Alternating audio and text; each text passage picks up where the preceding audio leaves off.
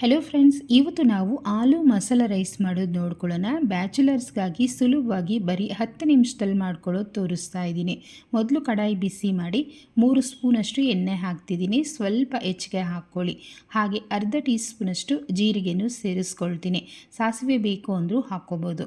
ಹಾಗೆ 1 ಗಡ್ಡೆಯಷ್ಟು ಕರಿಬೇವು ಮತ್ತು 1 ಗಡ್ಡೆಯಷ್ಟು ಬೆಳ್ಳುಳ್ಳಿನ ಜಜ್ಜಿ ಬಿಟ್ಟು ಹಾಕ್ಕೊಂಡಿದ್ದೀನಿ. ನೋಡಿ, ಬೆಳ್ಳುಳ್ಳಿ ಮತ್ತು ಕರಿಬೇವು ಎರಡೂ ಅಷ್ಟೇ ಚೆನ್ನಾಗಿ ಕ್ರಿಸ್ಪಿಯಾಗಿ ಕೆಂಪಗಾಗಬೇಕು. ಆ ರೀತಿ ಫ್ರೈ ಮಾಡ್ಕೊಳ್ಳಿ. ರೈಸಿನ ಜೊತೆ ಬೆಳ್ಳುಳ್ಳಿ ಅಲ್ಲೆಲ್ಲೂ ಬಾಯಿಗೆ ಸಿಗ್ತಿದ್ರೆ ತುಂಬ ಚೆನ್ನಾಗಿರುತ್ತೆ.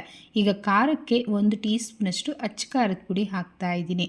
ಹಾಗೆ 1 ಟೀ ಸ್ಪೂನಷ್ಟು ಧನಿಯಾ ಪುಡಿ ಹಾಕ್ತಿದ್ದೀನಿ. ನಂತರ ಅರ್ಧ ಟೀ ಸ್ಪೂನಷ್ಟು ಗರಂ ಮಸಾಲ ಸೇರಿಸ್ಕೊಳ್ತೀನಿ. 1/4 ಟೀ ಸ್ಪೂನಷ್ಟು ಅರಿಶಿನ ಹಾಕಿ ನಾನು ರೈಸ್ಗೆ ಎಷ್ಟು ಬೇಕೋ ಅಷ್ಟು ಉಪ್ಪನ್ನು ಈಗಲೇ ಹಾಕ್ಕೊಳ್ತೀನಿ. ನೋಡ್ಕೊಂಡು ಹಾಕ್ಕೊಳ್ಳಿ, ಬೇಕು ಅಂದರೆ ನೀವು ಮತ್ತೇನು ಹಾಕ್ಕೋಬೋದು. ಈಗ ಎಣ್ಣೆಲಿ ಚೆನ್ನಾಗಿ ಈ ಮಸಾಲೆ ಪುಡಿಗಳನ್ನೆಲ್ಲ ಫ್ರೈ ಮಾಡ್ಕೊಳ್ಳೋಣ. ಈ ರೀತಿ ಹಾಕ್ಕೊಳ್ಳೋದ್ರಿಂದ ಕಲರ್ ತುಂಬ ಚೆನ್ನಾಗಿ ಬರುತ್ತೆ.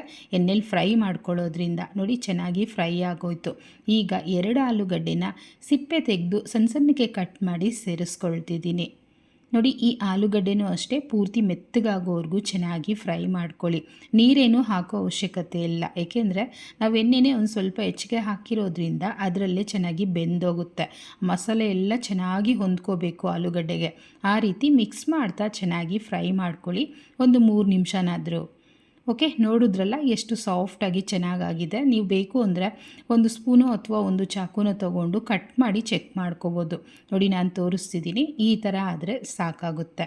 ಈಗಂತೂ ಫ್ರೈ ರೆಡಿ ಆಯಿತು. ಇದರಲ್ಲಿ ರೈಸನ್ನು ಹಾಕ್ಕೊಳ್ಳೋಣ. ನೀವು ಲಂಚ್ ಬಾಕ್ಸ್ಗಾದರೆ ಬಿಸಿ ಬಿಸಿ ಅನ್ನ ಹಾಕ್ಕೊಳ್ಳಿ.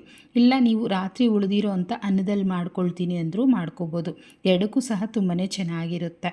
ಕೊತ್ತಂಬರಿ ಸೊಪ್ಪು ಹಾಕಿಲ್ಲ, ನಾನು ಈರುಳ್ಳಿನೂ ಹಾಕಿಲ್ಲ. ಮನೆಯಲ್ಲಿರೋವಂಥ ಸಿಂಪಲಾಗಿರೋವಂಥ ಇಂಗ್ರೀಡಿಯೆಂಟ್ಸಲ್ಲೇ ಮಾಡೋದು ತೋರಿಸ್ಕೊಡ್ತಾ ಇದ್ದೀನಿ. ಈ ರೈಸ್ ಮಾಡೋದಕ್ಕೆ ಬರೀ 10 ನಿಮಿಷ ಸಾಕಲ್ವಾ? ಫಟ್ಟಂತ ಮಾಡ್ಕೊಳ್ಬೋದು. ಅಷ್ಟೇ ರುಚಿಯಾಗಿರುತ್ತೆ ಮತ್ತು ಖಾರವಾಗೂ ಇರುತ್ತೆ. ಈಗ ನಾನು ತಟ್ಟೆನಲ್ಲಿ ಸರ್ವ್ ಮಾಡ್ಕೊಳ್ತೀನಿ. ನೋಡಿ, ನಾನು ಇವತ್ತು ಈರುಳ್ಳಿ ಜೊತೆ ಸರ್ವ್ ಮಾಡಿದ್ದೀನಿ ಸಿಂಪಲಾಗಿ. ಈರುಳ್ಳಿನೋ ಇಲ್ಲಾಂದರೆ ಸೌತೆಕಾಯೋ ಏನಿದ್ರೆ ಅದ್ರ ಜೊತೆಯಲ್ಲೇ ನೀವು ಈ ರೈಸನ್ನು ತಿನ್ಬೋದು. ಒಂದ್ಸಲ ಟ್ರೈ ಮಾಡಿ, ಹೇಗೆ ಬಂತು ಕಮೆಂಟ್ ಮಾಡಿ, ಮತ್ತು ಲೈಕ್ ಮಾಡಿ, ಶೇರ್ ಮಾಡಿ, ಚಾನೆಲ್ನ ಸಬ್ಸ್ಕ್ರೈಬ್ ಮಾಡ್ಕೊಳ್ಳಿ. Thank you.